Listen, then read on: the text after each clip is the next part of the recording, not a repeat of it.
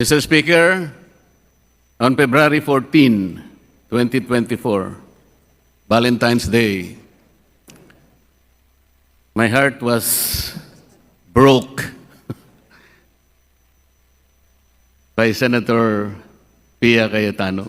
The Philippine delegation this year was given the Dirty Ashtray Award for its brazen use of tobacco industry tactics. Why in the world would we send a delegation that would prevent full disclosure of harmful ingredients in tobacco products, including vapes and e-cigs? Why? Because we do not have the political will to fight against these tobacco companies. The tobacco industry is slimy, to say the least. They have a track record of avoiding regulation all over the world. Debate pa tayo ng debate na increase yung budget ng healthcare. But on the other hand, nag-a-attend ng health conference para guluhin yung health conference net at para i-dilute yung mga provisions na makakapagbigay lang naman ng information sa ating lahat. I have no words, Mr. President. It is an embarrassment.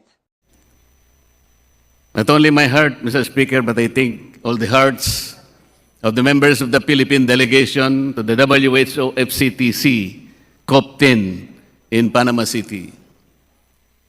The good senator called the Philippine delegation as peddler of the tobacco interest. She also said that the Philippine delegation was a mere mouthpiece of the tobacco industry. At ang medyo masakit pa, Mr. Speaker, sinabi po niya na kami pong lahat ay nagpunta doon para manggulo lamang. Mr. Speaker, ganito na pa ang pagtrato ng isang senadora sa atin. Wala na po ba yung ating pinakaiingatang interparliamentary courtesy? Kung sa bagay, marami na rin po akong narinig nitong mga nakakaraang linggo bago pa po kami tumulak papuntang Panama. Pero hindi po ako naniwala na pati po yung pagpunta namin doon para ipagtanggol natin ang karapatan ng ating bansa. Lalong-lalo na po yung dalawang batas na ating ginawa sa kapulungang ito. I'm referring to Republic Act 9211 and Republic Act 11900, Mr. Speaker. Sana po ay nabasa ni Senator Pia Cayetano yung declared policy ng dalawang batas na yon. Sinasabi po doon, Mr. Speaker, na while the state is conscious and responsible in maintaining the health of its citizens, it should also do it mindful of the general welfare of the people, especially the stakeholders of the tobacco industry. Ang ating pong dalawang batas, Mr. Speaker, is talking about balanced policy. Kaya po, ang ating pong rehimen ay regulation, hindi po control, hindi po ban. Kaya po ako sumama sa delegation, Mr. Speaker, para malaman ko po kung paano tinatrato in global stage, lalong-lalo na sa FCTC. Ito po yung Framework Convention on Tobacco Control, na ito po ay side-by-side na ginaganap sa pamatnubay ng WHO. Sinabi po ni Senator Pia Cayetano na nanggulo po kami. Hindi po, Mr. Speaker. Malayo po na gagawin ng Philippine delegation yun. Siguro po ang kanyang binabanggit ay yung punto na pinagtatalunan na po yung agenda number 9 and 10 ng FCTC na kung saan ay binabanggit yung facilitation po ng implementation ng regulation and disclosure of the contents and emission of tobacco products. Pinamimili po ang mga delegates sa dalawang bagay. Unang-una, suspended po yung working group. Ang working group po ay binubuo ng state parties. Mga bansa po ito, Mr. Speaker, na miyembro ng FCTC.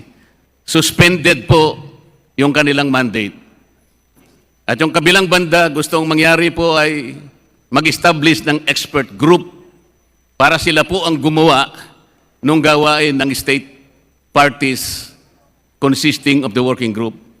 Ang sabi po ng Philippine delegation, Mr. Speaker, hindi po pwedeng ganun. Sabi namin, there are certain legal principles that cannot be compromised under the appeal of flexibility and consensus. We need to tell them, Mr. Speaker, that the expert group must be subordinated to the primacy and the dominant role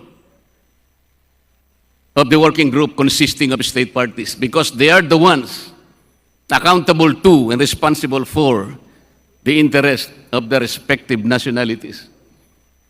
We have to tell them, Mr. Speaker,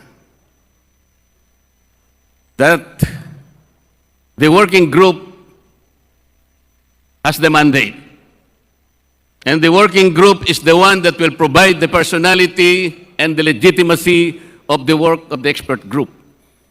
And therefore, the working group cannot arrogate upon itself that mandate exclusively refers to the working group, they being the members of the FCTC. Otherwise, we said, Mr. Speaker, we will be putting the cart before the horse. Technically speaking, they will be sacrificing the authority of the state parties in the altar of the agents of the WHO. Hindi po kami ng gulo, Mr. Speaker. Inilalaban lamang po natin yung ating mga batas na ginawa natin.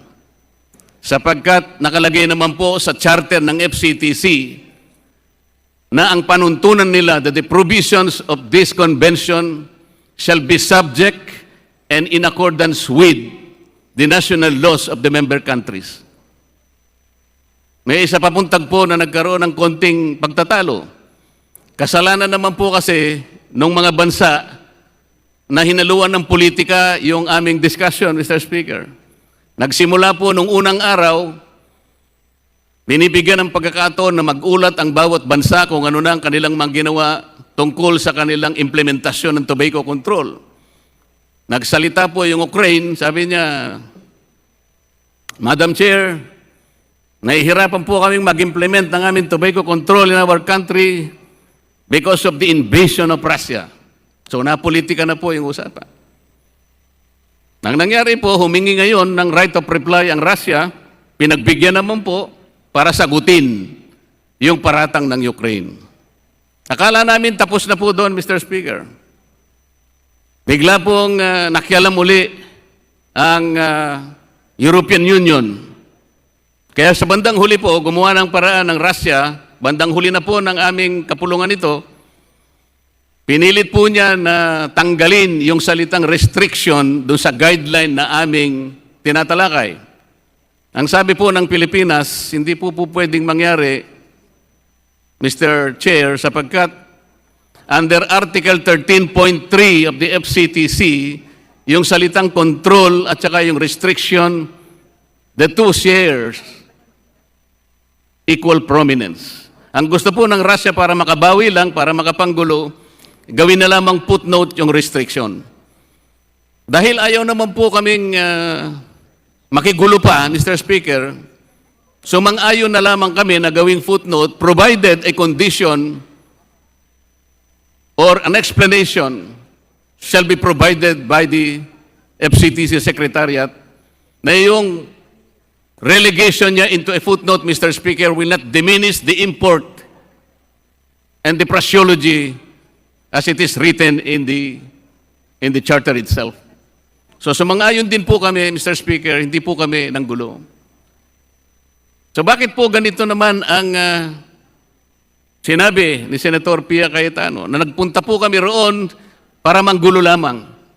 Hindi po ba niya alam, Mr. Speaker, bago po kami umalis, yung delegation po ay nagtrabaho para makagawa kami ng isang national statement. Para po sa ganon ay hindi hati-hati o halo-halo ang gagawin naming pakikipag-usap sa mga delegado ng FCTC. We worked for about 2 weeks, Mr. Speaker, bago kami umalis, for us to be able to maintain a unified statement on the basis of our national policy. Paano po kaya, Mr. Speaker, kung si Senador Cayetano ang pumunta roon? Para ko nang nakita, Mr. Speaker, ibinenta niya siguro yung 2 batas na ginawa natin, pinagsakitan natin. Nagagalit siya sapagkat binigyan tayo ng dirty ashtray for the 5th year, Mr. Speaker. Para sa akin po, Mr. Speaker, mamatamisin ko na magkaroon tayo ng 1,000 dirty ashtrays. Kaysa magkaroon po tayo ng isang kabaong na doon ilalagay ang kabuuan ng tobacco industry, kasama na po ang mga magsasaka at mga stakeholders na nakikinabang sa industriya ng tabako dito sa ating bansa. Sana po ibawiin ni Senador Cayetano ang kanyang mga sinabi, Mr. Speaker. Sapagkat hindi po magiging mabuti sa pagitan ng 2 kapulungan na dapat sana ay magsama para sa ikagaganda ng gawain natin sa paggawa ng mga batas para sa interes ng naghigit na nakararami. Maraming salamat po, Mr. Speaker.